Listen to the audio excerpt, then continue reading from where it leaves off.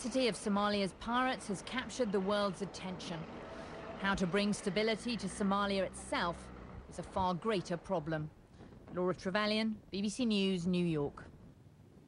Well, for more on what can be done to contain the rising incidence of piracy, I'm now joined by retired Marine fighter pilot Major General Tom Wilkerson, who now serves as the Chief Executive Officer at the United States Naval Institute.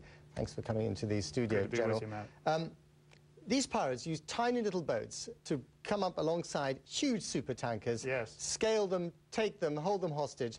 What on earth will the United Nations resolution do to them? Will they be quaking in their boots? Well, I doubt that, because they have the incentive to continue. But first off, this is not new. Piracy has been around a long time. And what we need to recognize, in the end, history tells us that the only way to combat piracy is to go to the source and take out the pirates. This resolution allows those governments who have already put forces into the Gulf near Somalia to be able to do just that. So, in other words, pursue them onto land? Yes. But doesn't that raise really rather tricky sovereignty issues? It's always tricky. After all, the initiative for the tricky sovereignty issue is that the pirates exist on what is supposedly sovereign territory to begin with. Obviously not so. Okay, so let's take Somalia for an example. We had those pictures there of Black Hawk Down. Do you really think that American naval troops, officers, will pursue Somali pirates into places like Mogadishu, wherever they have to go to find them, because they might get caught up in that nest and never come out again? First off, it's not news that the United States is involved in combating pirates. As a brand new nation, with Thomas Jefferson as our president, we engaged the Barbary pirates, built our first fledgling navy, won the Mamluk sword for Marines, and stopped paying tribute that was almost 20% of our budget. Okay, the second part. We've discovered, and it must be continued, if you want to stop pirates, it's a major mission of the United States Navy and the Marine Corps. It is one of those that's in the mission. Therefore, if we decide to do it, we'll do it. You've just written a comprehensive report, your institute has, about piracy. Is it an issue of national security for the United States? It's an issue in a different way, perhaps. You have to walk your own talk. The United States has the largest Navy and the largest Marine Corps in the world. We are systematically required to maintain freedom of the seas, not just for ourselves, but for our allies. If we don't do something, and the UN resolution helps us, then we'll be perceived as not really what we said we were, and we won't be walking our own talk. Isn't piracy, especially in a place like Somalia, ultimately a symptom of a failed state? So in order to get rid of the symptom, you have to fix the failed state. Not necessarily true.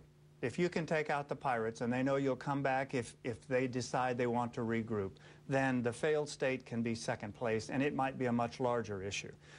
Forced to remove pirates, to find their lairs with technology, and to bring troops to bear if necessary is something that is a much smaller effort, and in the end might not necessarily make Somalia a better place to live, but it will remove the pirates from the high seas. But the pirates at the moment outnumber the naval forces, American, British and others, out there off the coast of Africa. Now, so if you're going to go after one of these pirate ships, is it mainly as a disincentive to the others? Because you're not going to catch them all, are you?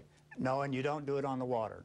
Chasing pirates around on the high seas is not how you stop pirates. What you do is follow them home. Yeah, but they get lost in the warrens of cities like Mogadishu. How could you find them there? It's not an easy solution, but it is one that you can do. And we have the technologies and the forces to bear. And getting all the way into the interiors is not so much as getting them. After all, they're in boats. Boats have harbors. Harbors have infrastructure. Those are available. And it means if you want to take out the pirates, you can do it. Now, there's some unintended consequences. First off, you have very strange allies. From the Iranians on one side to the Russians to the UK, the United States. And the second part, though, is you have some unintended consequences. And that is there are many states in Africa that have starving peoples that we send ships, we, the developed countries, full of foodstuffs to help them. Were the pirates to take out one of those vessels, hundreds and thousands of people could starve. Fascinating story. Major General Tom Wilkerson, thank you very much for coming to the studio. My pleasure.